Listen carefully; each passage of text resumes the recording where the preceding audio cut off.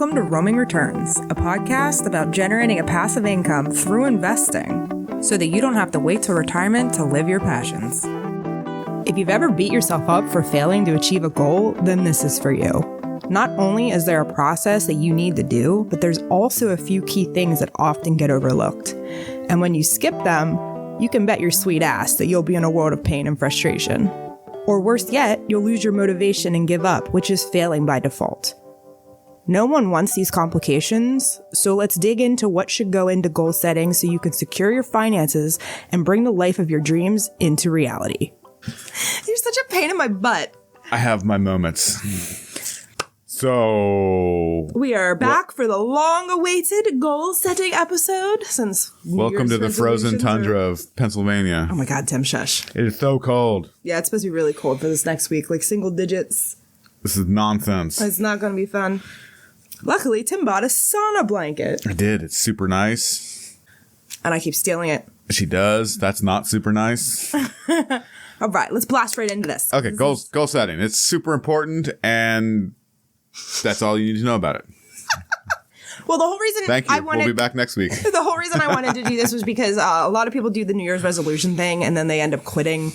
The statistics are pretty high. It's like 75%. Yeah, quit before the end of January. Before the end of January, yeah. Like in the average year, I think only like 8% of people actually keep their goals or their resolutions for the entire year. Yeah. So to be part of the 8% instead of the 92, there is like a way to do it that makes it easier.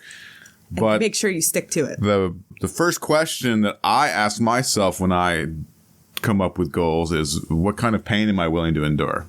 I do it backwards. Like other people, you know, they'll actually have goals and they'll like state goals and they'll like, how am I going to achieve them? Blah, blah, blah. They don't think about like what you have to give up to reach your goals. They don't have a good enough why in place. Whereas like, yeah, mine is like, okay, I want to, like, for example, I want to ride in a bicycle race. I wanted to do it this year, but circumstances. I want to ride in a bicycle race next year. So what kind of pain am I willing to endure to make it happen? Like, I'll be living in a van. I'll be training. I'll have the freaking cats everywhere. We'll have minimal space, but I'm willing to go through all of that to, like, my goal is to ride a bicycle race, and it's going to happen. I'm going to make it happen. Yeah. But what is goal? Goal setting is literally just the process of defining specific, measurable objectives and creating a plan to achieve them within a set time frame. I can see a lot of people. You can't have like open-ended goals like I plan on traveling to Europe at some point in my life. That's not really a goal. That's just a. Well, I think the condo is a really good example of that, where we're like, yeah, we're gonna have it done hopefully. Well, I don't have it. I haven't followed this process with the condo, and thus the condo keeps getting pushed back. And that's like why I say like, what kind of pain am I willing to endure? Is because the real challenge is not determining if you want the result, but if you're willing to accept the sacrifices required to achieve your. If you're willing. Goal. Willing is the key thing. So now there is a good analogy that I found when doing the research for this. It's called the rudders and oars, not udders, rudders. Udders are big ones. Rudders and oars, like the rudder is your goal. You know, rudder in the back of the ship. Yeah, it turns, it steers you. It rudders your goal, whereas the oars is the system, how you're going to get to where you're going. You actually have to row. Yeah. If you're interested in that, just type in the rudders and oars and goal setting. It'll come up with like this whole like thesis on it. It's pretty interesting. Thesis. But basically, that is a way to illustrate what we're trying to say. Like, your goal should be like your North Star kind of, but how you get there is how you get there. You can't just say, I'm going to go to the North Star and then that's it. So a good example of this is in the woo-woo community. If you manifesting, this is what the manifestors do. They think they want this thing, so they have their North Star, they have their whatever, but they never do any action because they just think the universe is going to hand them shit. That doesn't work that way. You have to have both sides coupled together.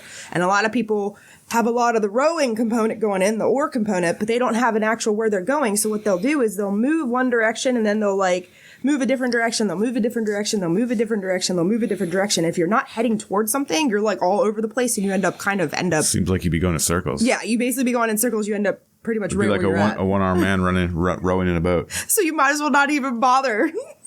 You got to take the time. You have to set up the thing and you have to have like the will or like the willingness for that thing you're striving for. If you're a one-armed man, I apologize for the joke.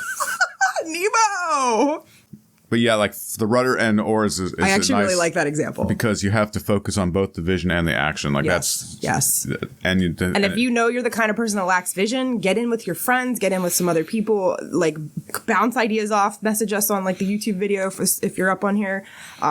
Like we can help you vision board. That's actually something we're both really good at. For example, the rudder of my example is I'm going to ride a bike race next year. So the oars are my training, my dieting, my sleeping, my the sauna blanket, like all the things I'm willing to do. Like I'm going to train probably 2 or 3 days a week. I'm going to probably go 80 to 100 miles before I actually even get into the bike race. That's that.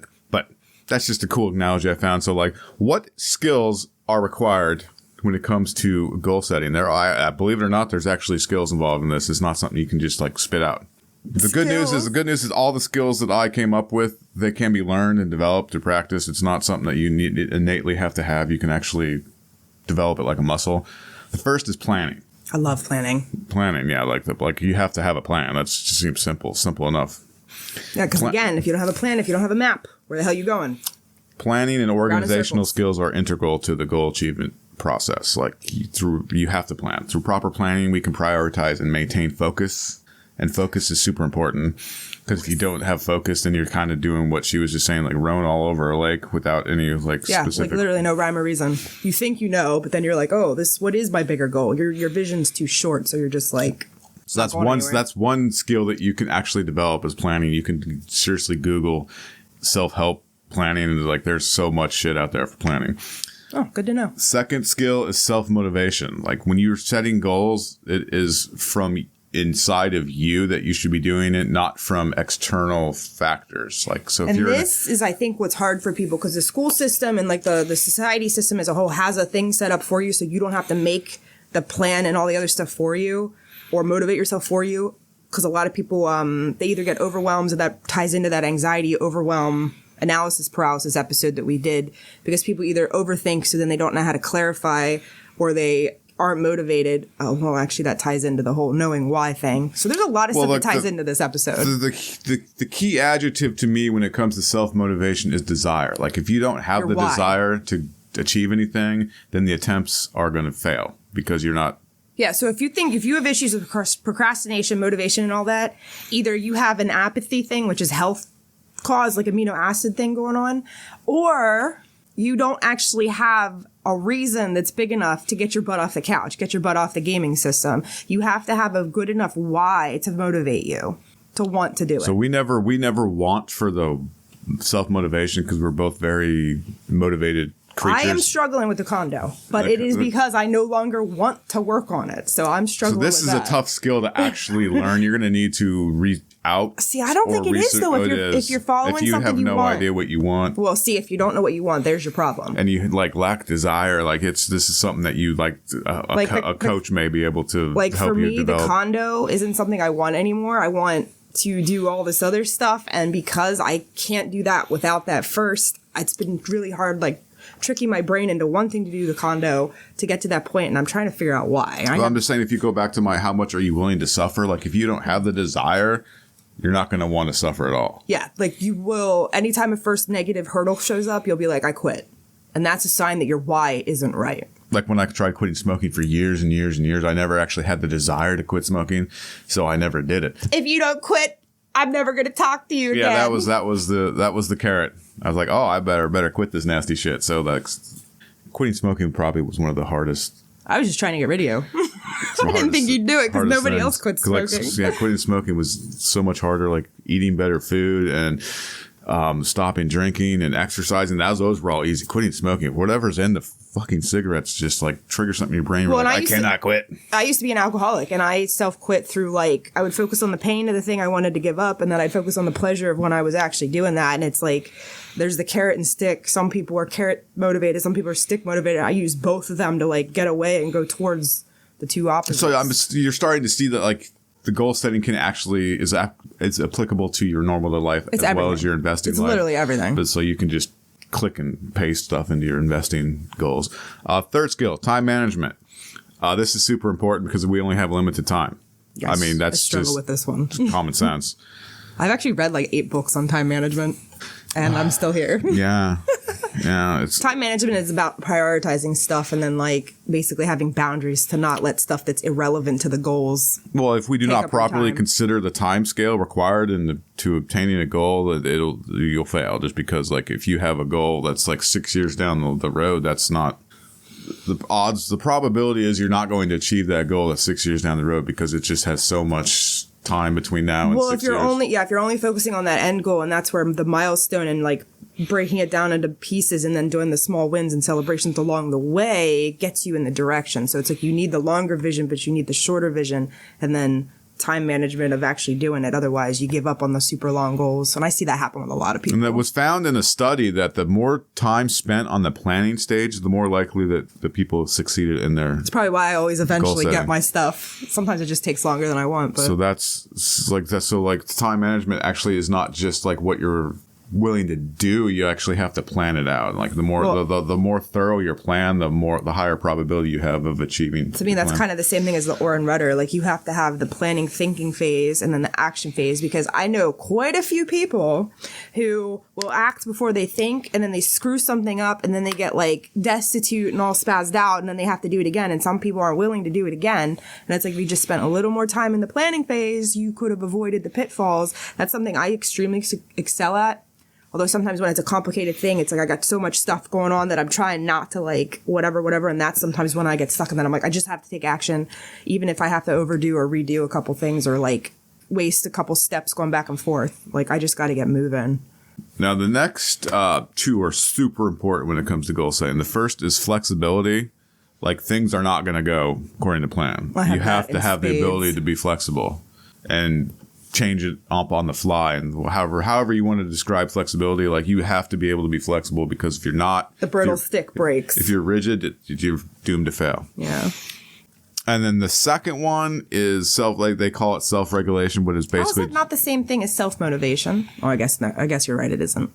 you need to regulate and manage your own emotions in order to achieve your goals. Like with developed emotional intelligence, which we've been trying forever to teach you.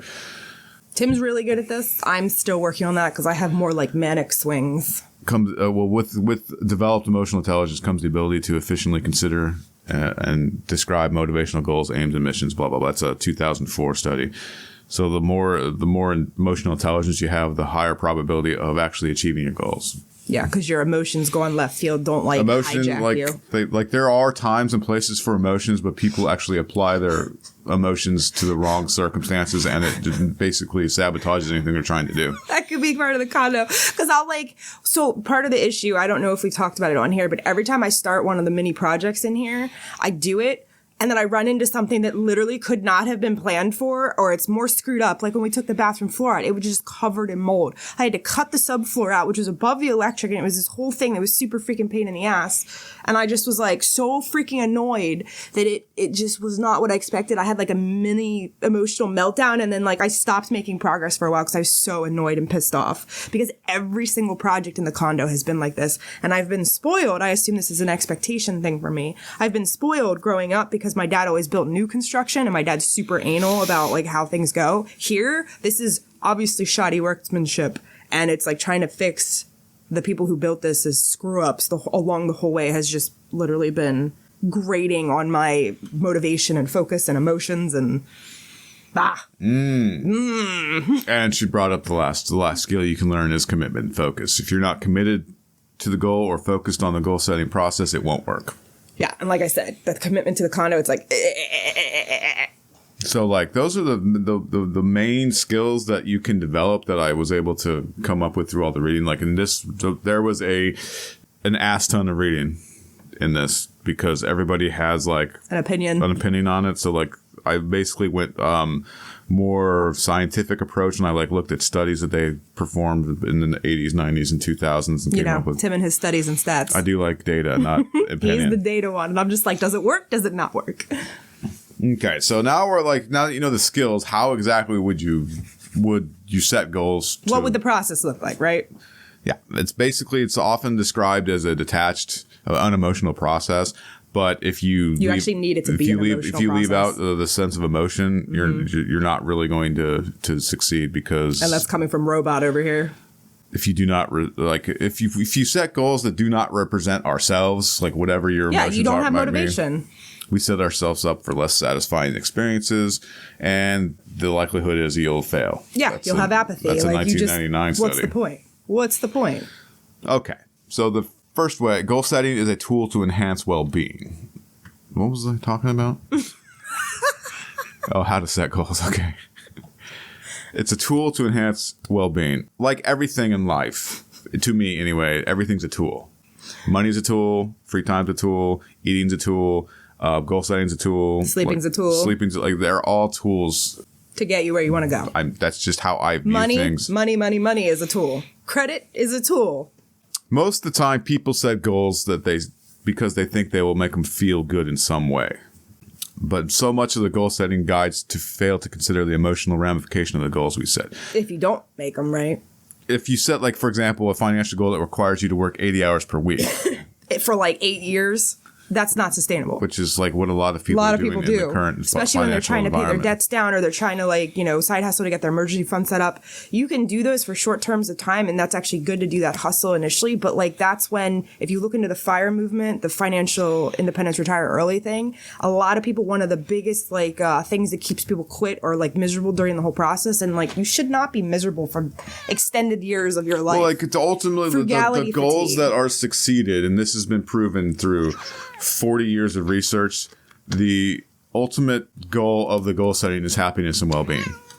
Yeah, so if you're miserable for 30 years, like how many that's not people do you know that worth would be like, hey, I'm going to sacrifice. I'm going to set a goal to get divorced this year. That's generally that would be bad. But if you're in a but then like every But if you decided you had enough. every situation, if you're in a miserable marriage, setting a goal that I'm going to get divorced this year might actually be good, because it can actually bring you well-being or happiness. Like everything's peace circumstantial, usually you know. The one people say peace. And if you approach the second point, if you approach goal setting as an expression of yourselves, that's super important as well. So you have to consider how our goals represent who we are. So again, investor, know thyself, or yes, we talk about that all the time. But it literally is the foundation point for everything in finance.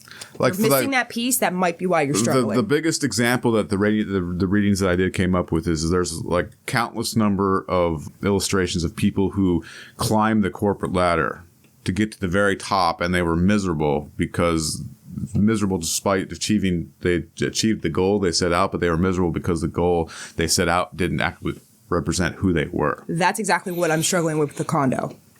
I was literally following like the blueprint of life, the rat race, the whole thing. And then, getting real estate, working the government job, going to college. Like I didn't want to do any of that, honestly. And then after I built and I had all my money tied up in all this shit, I'm like, fuck, I don't want to do any of this. Like after we realized that we want to be traveling, we want to be nomadic, we want to whatever, I'm just like, dude, I'm like literally anchored here with all this crap. And if I get rid of it and we can liquidate it and get rid of downsizing everything, we will have enough money to literally be financially free, which was the whole reason I was doing any of that anyway, was to make the money to give myself the financial security. But the obligation that came with it is literally so soul crushing. And that's another thing I'm struggling with the condo. It's like, it feels like a giant knot of like obligation. And I'm pretty sure I have like trauma blocks around the whole thing. And then like the second point, like a prime example of the second point that I'm sure almost everybody can relate to is goals that we think we should have. But these goals are driven by societal demands, such as my neighbors have good hedges, so I should have good hedges. So those are super hard to stick to, because like the societal norms don't necessarily apply to you unless you're one of those people where status in society is super important to you. But most people generally aren't that. And I could honestly tell you what you are based on your personality. And like I think the biggest illustration of this point is throughout the readings, it was a lot of times people actually have subconscious goals that their parents wanted them to have. Mm-hmm. And they actually didn't set the goal for themselves. It was family-oriented goal setting that they didn't even know about or think about. Guilty. So if you don't choose for yourself, somebody else chooses for you, whether you realize it or not. So make sure to set goals that are in line with who you are. You have to know yourself, which is... And if you don't know who you are, that's your low-hanging fruit, and your goal is to actually figure out who the heck you are. Get self-aligned. I've always known who I was. I know, but there's a lot of people, like my mom's a really good example. She literally doesn't... She doesn't know. It's cray-cray. The third point, goal setting is a way to meet our own expectations. So like, again, if you go back to the society thing, like if you buy a house because that's what you do in this society and you're meeting the societal expectations, that probably is not going to work. Your house is probably either going to be a shithole or you're not going to have enough money for it because you're not really doing like the thought process. It's either going to cause stress or disappointment. If that is what you're experiencing, that is a sign that it was for the wrong reasons. So it's super duper important to reflect on how each of the goals that you're actually planning and setting fit you, not society, not your family, not your significant other. It's goal setting is a individual task. Yeah, you can set goals for like the family. Yeah, like we have commingled goals, but we have also individual goals. But even like when the you're bike thing, even when you're setting goals for the family, it still has to come from an individualistic point of view because it won't. You have to contribute. So equally. like our goal is we want to have enough money to travel. So but like we set, so that's our family goal. But we're approaching that from the individual side. I'm going to do the investing and the whatever, and she's going to do the work on the condo. That's going to get us more money to put in the investing. So we have the same goal, but we have like our own individual pathway to get there. That's how we've actually made it work. Whereas if I suck at working on the condo because I could give a shit. He's so bad at like the finishing touches, and that's pretty much where I'm at with everything right now. Like he's so bad. I let him paint the one bathroom, and I regretted that from the day it happened because like I had to sand it down. Like he had drip rolls everywhere. I was like, oh my god, what the hell? Like, can you not see? I don't understand. And then like when it comes to the investing stuff, like I'm sure you've heard me say time and time again, if you're on the email, you know that's not me doing that. Like I don't care about the news. I don't care about the economic crap. I don't care about keeping up with that stuff. But I care about the overarching like process and foundation pieces. I'm really into that. I'm into the finance component. I'm not really into like the news upkeep and. Well, there's market news that comes out all the time. And that's like he is completely fine doing that, and he actually enjoys like pulling that data in. So data. That's why he does that, and I do the condo. But what they found, we went off topic there, but what they found in the 1999 paper I was reading is that goals that are driven from sources outside of ourselves more often than not produce anxiety and may lead to feelings of guilt because you feel guilty towards yourself. You feel guilty because you're like, why am I not having success? Or why do I not feel like this is success? And that's when you start having those existential things creep in where you're just like, is this it?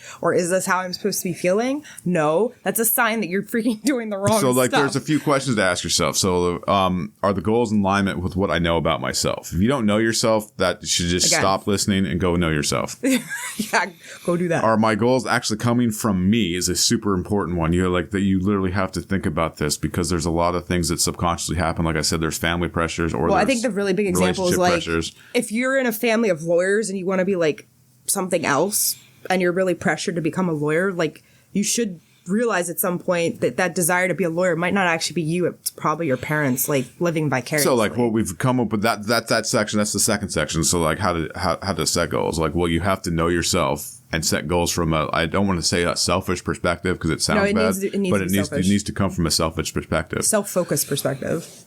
So if you know yourself and you set goals that are pertain to you on an individual level, satisfaction. Higher chance of success than if you have goals that are set from different circumstances. So the third subject matter I came up is how can we best achieve goals that we have set? And there's a process. So many. This is the process you read in like every book. So many self-help things out there. I can't even tell you the number of websites I went to and they're like, please sign up for our newsletter. I'm like, no, thank you. I'm good. No good. But the first one's the SMART. Yeah. If you look into goal setting, first thing that pops up everywhere is going to be the SMART process. Specific, measurable, actionable, attainable, or whatever, relevant, and time specific. Those 5. SMART. It's so smart. It's so clever how they did that. Was that sarcasm? It is. Okay. Specific. Be as specific as possible when setting goals. Look at the want, why, where, when, and how of a goal. What do I want to achieve? How will I get there? When should I achieve this goal? Yeah. So you can't be like, I want to lose weight. You have to say, I want to lose 30 pounds by the end of the year. Or something like that. It needs to be specific. But it should be achievable. So 30 pounds is not necessarily achievable. I would start with 10. So like a specific goal, but like I would like to lose 30 pounds, but I'm going to start with 10. Well, you can have that bigger vision, and then you can say this year I'm going to like focus on the first 10, whatever. But if we do this to money, this is probably going to be more relevant, where everybody wants to save the $1,000 for your emergency fund or the. What I would do if it was coming to emergency fund and I was just starting out, I would actually have a more specific goal of I want to save $50 in January.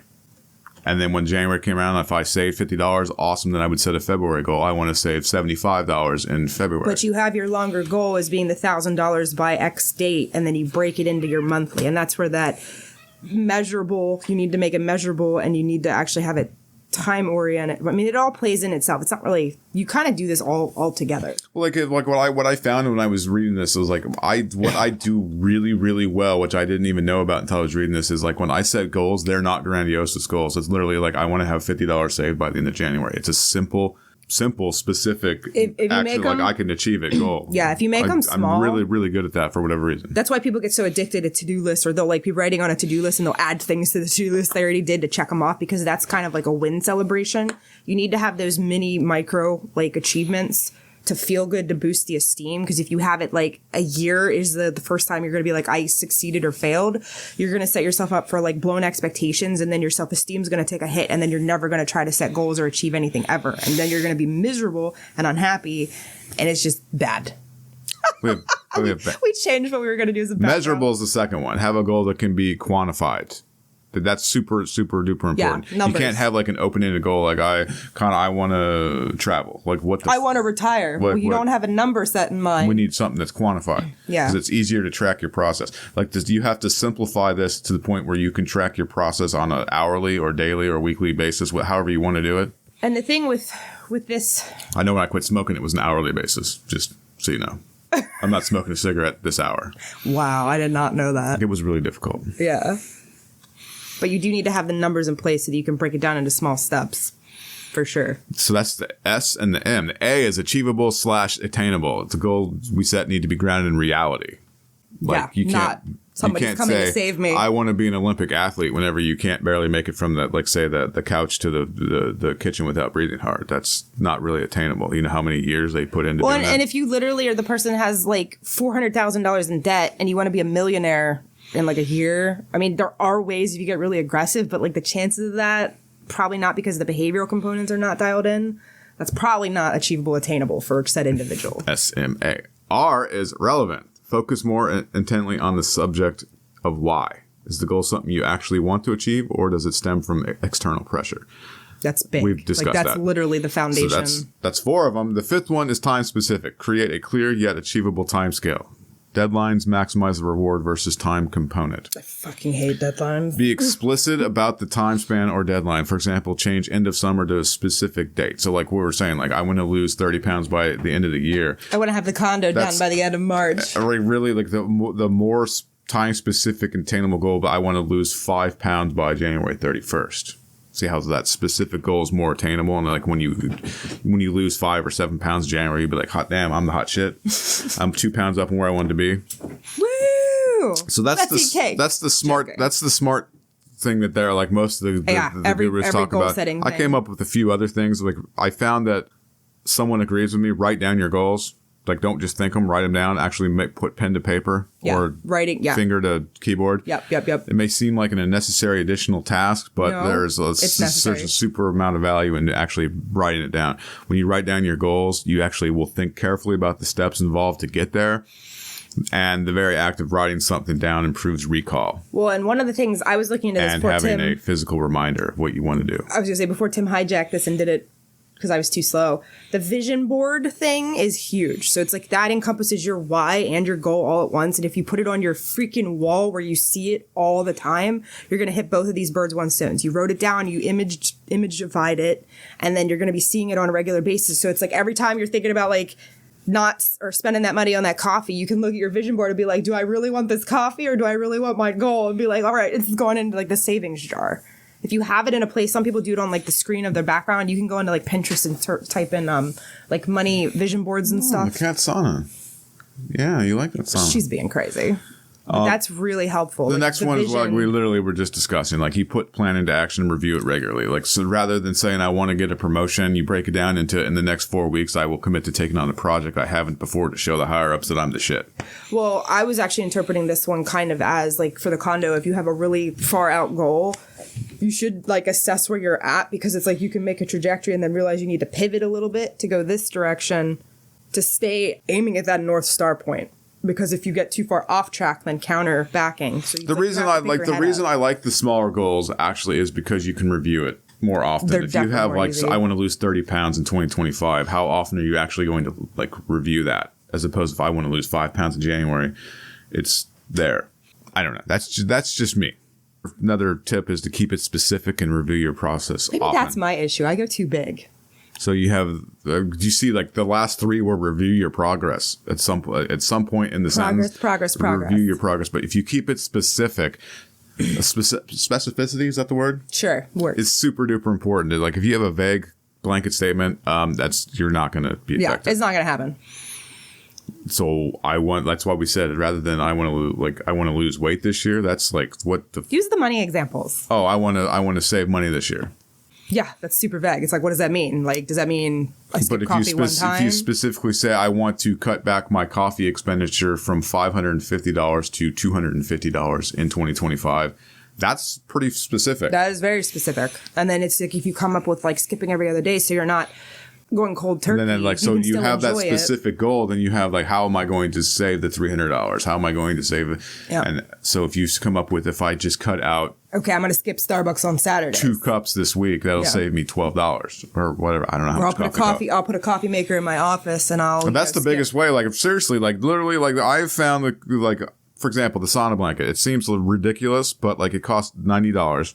I thought it was $70. I mean, I think it was $90 Oh, with shipping? with shipping. Still It costs $90, but for me to actually have access to the sauna at the gym, it's like an additional $30 a month. So like after 3 months, the blanket will pay for itself.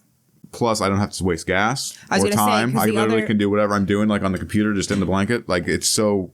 See, that was a goal that I actually wanted to detox more this year with sauning, and so I said, well, how can I best do this? Yep. And the best way I came up with is I can still do what I'm doing as long as I have a sauna blanket. Well, so here, let's go through this one. Stick my little dinosaur arms out the holes and type. But here's the thing. Like, sauna in can be very boring, and then because Tim is so introverted and there's like always old men with their balls hanging out everywhere in there. Always. I don't understand the obsession with having your nuts on the boards. You're supposed to put a towel down, which is really They gross. don't. They're just like, hey, look at my nuts on this board. It's like, that's cool. But the other why, you don't have to pay extra for the thing, but there's so many people coming and going and you have to deal with that. And then it's like, you're just like, I want space. You can't get space. And it's so expensive to get a full sauna. So this was like, Tim was like, well, how can I do this? And how can I do this? Like, what can I find as an item, or how can I make this happen affordably? And that was when he stumbled on the sauna blanket. If you keep asking yourself questions, you will get an answer to present itself. Well, I took your input, though. I got infrared as well as sauna. I'm so proud of you. You do listen to me sometimes. I do. Sometimes. Not very often. I keep stealing the blanket, and he's like, where did it go? She does. She takes it. She gave me so much shit. She's like, I can't believe you spent money on something that we don't need. And then like 2 days later, she's like, I'm taking this. So that's fun. Guilty. I thought it would use more electricity than it does, so I'm okay. It pulls minimal watts. It's fucking awesome. Yeah, it's pretty amazing. So much we're buying the second one for her mom. Well, me and my mom are doing a massive, crazy detox right now, and snow screwed up the sauna, and now they're doing construction, screwed up the sauna, so I have to keep stealing Tim's blanket. Now, this next point, I think, is probably the most important of everything we discussed in this block here. The specific goals with evaluation of your progress is important, but I think this is actually more important. Reward yourself for your successes, but don't punish yourself for your failures. This is huge. Oh, look at your failures as learning experiences so that you can actually... I mean, the rewards have to be kind of correlated to your goal. Like if your goal is to lose weight and you're like rewarding yourself with chocolate or cake, that's Lots stupid. of cake. Yeah, so like if you're trying to save money and then you go out and you splurge on something with that savings that was set up for emergency fund, like you're missing the point. You need to like I saved $1,000 really this year, so now I'm going to go buy this. Like that's not the no. You need to be needs to be in line with your stuff. An internal. I don't know. Like how I reward myself is like because I have this sometimes this belief that I'm not good enough. So like when I do something, I'm like, yeah, I am good enough. I'm awesome. Yeah, so you'll hear Tim doing that, talking like that very regularly. He gives himself self-kudos, and he does it out loud because I don't do it for him. So, like, that actually helps me. I don't know. Like, it helps me feel like I'm important. Yeah, you got to do what you got to do. And But, like, I need constant, like, Like it's been found over and over in psychological papers that whenever you revel in positivity, it actually is more meaningful than if you don't. Yeah, and success is directly correlated to like your esteem need. So if you don't have the esteem need thing dialed in, I think what happens is those are the people who are like always trying to keep up with the Joneses or trying to like get kudos through external, and you need to give it to yourself. Like it's never going to be satisfied from somebody else because you're always trying to keep up with a moving like goalpost. That just doesn't work. But that helps. Like if say we wanted to save $50 in January, and at the end of January it comes that we only save $35. Well, you don't actually want to punish yourself for missing your goal by $15. And instead, you would be like, well, I actually did save $35. And be like, what went wrong? But how can I actually change what I have going on to reach the $50? Or is 35 the way? Like maybe I overestimated. Yeah, you might have overestimated, but you might want to just examine the process, examine the pieces, and be like, oh, okay, I completely either misinterpreted or underestimated that this was going to be this or this was going to be this, and then be like, okay, so if it could be seasonal too. But I didn't expect the gas or electric bill to be $212 for January, so like I was unable to save like but then because we just had that. So if you keep doing the $50 and you find out like the $50 is more feasible, like in the months where you're not paying a high heating bill, then you'd have to adjust your goals for 2026. Like I know it's the cold portion, so I'm only going to save $30 because I'm expecting a higher utility bill. I do hate that electric is not a consistent payment. But you reward yourself. Like, okay, I saved $30 in January when it was super cold. My heating bill was super high. That would be a good way to actually spin that positively. I actually was able to save with a higher than anticipated bill. And you feel good about it. And then you just reassess and be like, okay, I have to actually tweak my plan. Like when it's cold out, my savings is going to be less than ideal, like my ideal $50. Yeah, like sometimes it's about accepting an external circumstance you can't change, back to the stoicism stuff, accepting what you can't change. But if you would have calculated and been like, I would have hit my goal had the cold not happened, that's really good to know because that means you're not the failure. But that's also a slippery slope as well, because if you don't reward yourself and you do, I would have hit my goal, but this circumstance happened. Like I can see like some people actually making an excuse every month for $30. I would have hit my $50, but I had to coffee was on sale. No. It can't be a thing. It just needs to be like the equations of the piece of the puzzle, and then be like, okay, so if this is something I can't rely on because I'm using my electric bill as like the thing I'm relying upon because the weather impacts that, I need to actually take the money from something different till it works for you. Like, you need to figure out what works for you. That I'm just saying. I would plan for it's cold. I'm planning for a $300 bill. Well, and again, if you're new to planning, you will definitely have a lot of these like, oh, I didn't think about that. Oh, I didn't think about that. Oh, I didn't think about. Oh, there are growing pains. The more you do, the more planning you do, the more you're able to see all the variables that go into something and be like, oh, okay, I know this is going to happen. I know that my car registration is due once a year and it just happens to be in that thing. Or I know the sewer bill is due quarterly and that's an expense. Prime example was when I was planning for living in the van in the 2022 and we were in the van for 5 months. Like I thought I had it all figured out, and then she's like, well, what about insurance? And I was like, oh, I didn't think of that. I have a great example about this. So like Tim wanted to make me a present and he built me this table in the basement and he's like all excited to show me about it. And I looked at it and I was like, did you measure the doorway upstairs? And he was like, it's like, of course I measured the doorway. What do you think? I'm a fucking idiot? It didn't fit to the door. It did fit to the door. I was like, because I just looked at it. I have really good visual spatial recognition. And I was just like, are you sure? So we had to take the top of the table off. He was so upset. It was horseshit. And he was so mad because he gets so mad that like I see stuff he can't see. Oh my God. It's not that so stuff funny. That you can see. It's I get so mad whenever I fail. I'm very hard on myself with failure, so that's why this is super important. Like, don't punish yourself for failure. If you're like me, when I mess up, that's like it ruins my whole day. Yeah, he broods. He broods really hard. Like really hard. It could be sometimes it's days. It could be something simple like that. Like not like okay, the measurement was 32 instead of 34. It was because if you look at a door frame, it has that bump in. He measured on the bump out, not the bump in, and it made like that much of a difference. So that seems like a simple thing where it wouldn't bother you. That bothered me for probably 2 days. So, and I wasn't even an asshole about it. I was just like, did you measure this? Because like we can't take it upstairs and I don't want to take it up the stairs if But the table was sick. Fit. So I was like, yeah, my table's sick. But then I punished myself because I was like, oh my God, how stupid. And I feel bad a lot of times because I'm the person that like has such awareness of the landmines that like I ruin people's parades. And I'm like, no, I'm not trying to ruin your parade, but I don't want you to have to lug this thing up the stairs and then have the hurdle after you've put more effort in to realize it's not going to work. I want you to have that awareness so that you can like navigate it beforehand so that you don't have that hang up later that makes you quit. I'm not trying to discourage people from trying. I'm trying to help them not like have a problem. Okay, so like the smart goal system and like the rewarding yourself and don't punish you for failures. Those are good ideas. But here I have additional tips that I came across when doing the research.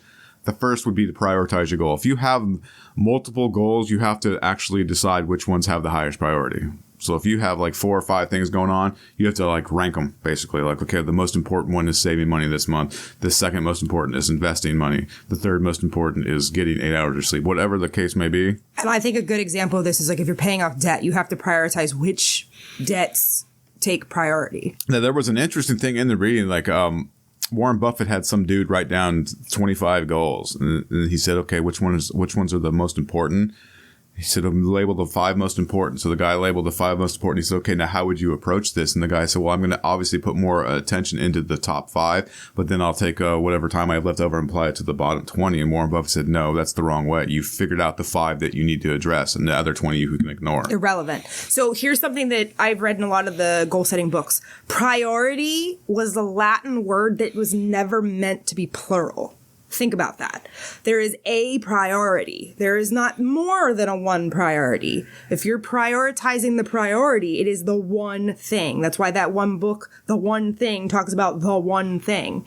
And when we prioritize everything, nothing's actually a priority. So if you think about it through that lens, like, you have to pick and choose. And then the other thing that people screw up here is they have their list and then they don't have a system set up or an environment set up that keeps them on track. And they'll have like, say, emails come in or somebody comes in and like triggers them and they're like, oh, yes. Oh, yes. And then they like you need to set time. And that's why everybody talks about getting up earlier in the morning or staying up later so that you have less distraction so you can focus on the priority and not have that bombardment or like turning your email off. Because every time you get disrupted, it takes 15 minutes to get refocused. We are like computers. Reboot. Okay. Number 2. This we've discussed. This is kind of redundant, but break your long-term goals into small goal pieces. That's huge. That's huge. This is something I have expectations and I have trouble breaking them down into small things and celebrating the wins. Tim has struggles with the failure component, and it's not like you don't over-identify personally with the thing, but at the same time, if you ignore the failure, you never improve. Well, if the goal is too large, you're going to actually have paralysis. Yes.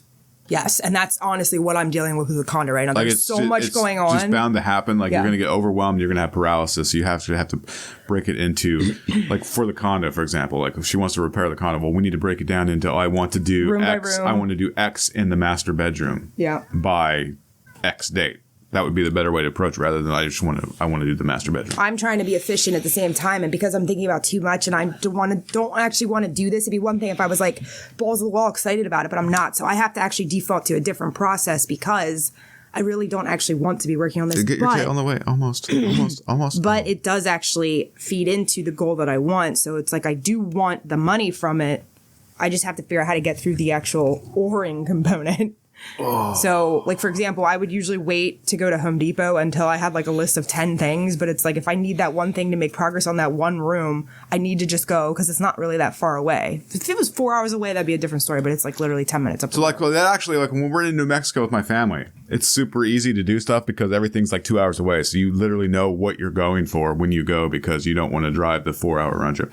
The priorities change. It's very interesting. So that I think that actually makes it simpler for me. But they're like, I hate going to the grocery store. I'm like, I would be okay with just going once a month. They have so much storage. But anyway, third, write down your goals. You must write them down. Like, you can't think them because if you think them, generally they don't come into fruition. The vision board because visualization really helps with the emotional piece, which you need to motivate you. It's easier to identify as well. Yeah, that too. Then there's the commitment to the goals. Like, Bob, what I mean by commitment is like what I just said. Like, we're going to work in the master bedroom. We're going to do the painting on the trim in the master bedroom by the 15th of February. So if you have like a very specific commitment, I commit to doing X by X, and then you sign it and you hang it or you put it somewhere where you can see it every day, that actually will improve your success rate immensely. I was going to say the accountability component is, I think, the piece people are lacking. And I know that's mine. I need somebody like slave driving my butt right now for this. And then the next point would be focus on performance rather than on the outcome. And this, like if your goal is to save $50, like I said, and you only save $30, focus on your performance. And then did you half-ass it? You as long as you did everything in your power. Yeah. And you only came up with $30. Be truthful with yourself. You'll have to reassess the goal itself, but focus on your performance. Because if you say, "Oh, I wanted $50 and I only made $30, I failed," probably not going to keep that goal going forward. Yeah, but if you tried your hardest, but your parameters were screwed up, that just means the system is the issue. It's not you that's the issue. But if you had, you'll know. Because you might have a little bit of guilt kick in, or you might be like, nah, I could have done better with this. Like, if you say to yourself, yeah, I could have done better with this, you're the problem. Like, don't take it so personally that you don't try, but, like, you need to figure out how to, like, remotivate yourself, or maybe your why is not dialed in. Like, that's how you know where your actual hang-up's at. And as a lover of efficiency, the next one is super awesome. It's called habit stacking. I love habit stacking. So like one of the people say they wanted to have the example they provide is I want to have better oral hygiene. Well, you already have the habit of brushing your teeth. So if you just create a new habit that you're stacking on top of that, you're brushing your teeth and then you're flossing, you've actually fulfilled your goal and created a new habit. Okay, if you're interested in habits, I highly recommend the book Atomic Habits by James Clear. It's super concise. Like the audiobook, I think, is like 5 hours long, where most of them are like 20 plus when it comes to habits. And the cue, craving, reward, there's a specific pattern you have to go in. And then what happens is when you're stuck in a habit, you aren't aware of like the craving or the cue. You go right to the craving and then you satisfy it. But in order to like change your habits or change your habit stack, you have to like go in there and figure out how to disrupt the circle and reprogram it and actually trigger all those things. Otherwise, the habit won't stick. It's a very, very interesting book. One of my absolute favorites. Highly recommend. I know one of the newer ones when it came to like financial responsibility for me was like I have I'm not going to say a full-fledged habit, but like when I need something, I used to go to Amazon. So when I go to Amazon, I'd find a product, and now my habit stack is I go on Temu and see if there's the same product or a similar product. Because Temu's like 50% cheaper. I can definitely comment on the teeth brushing one here. So like when I quit working for the government, I stopped brushing my teeth because I stopped driving my car to work. Because I would brush my teeth in my car on my way to work. So it's like if you take a thing out, you're like, oh, this thing just never happens. So now I'm like, how the hell do I put teeth brushing? I've still been struggling how to freaking do that because I struggle with morning routines in general. So it's like, okay, let's go run an errand. And then I'm like in brushing my teeth and thing. Although now what I've done is I actually literally have a toothbrush sitting next to my computer because it's like if I see it, I remember to do it. So that's that. And then the very last one is to make your environment work for you. So whatever your goal is, so say it's to save $50 a month, you can actually make your environment work for you by having a coin jar. As soon as you get home, you put all your extra coins in a jar. Or in this particular instance, you could actually have your shit set up through Worthy. So anytime you go to the store and you have like 80 cents left over, they'll take 80 cents and put it towards a new. Anything that you can set up that does it automatically for you so that you don't have that feeling of being taken away from you. Like you are literally, this is what the wealthy people do. Things are set on autopilot. So you don't have to think about it. So you free up bandwidth for the stuff that you like. Because if you think about how often you shop, like the Worthy thing's genius because if you think how often you shop and how often is your bill exactly $1, unless like it's me pumping gas. Like, yeah, exactly. I have OCD about that. There's a lot of people who do. But like, so if you go to the gas station, it's like say 34, 36. Well, if you have it set up with Worthy, the 64 cents will automatically be applied to your savings. You do that, say 30 days a month. I'm sure people buy stuff 21 of the 30 days. If you do that 21 times during the month, you're going to have probably half of your $50 set up that you didn't even have to think about. Absolutely. So those are some other tips, other pointers. That's the end of the first part. The second part, we'll go into why goals don't work. This episode went a little long, so we're breaking it into 2 parts. Today, we've covered the goal setting process, and next episode, we'll cover the most common reasons that people don't reach their goals so you can try to troubleshoot when you run into an issue.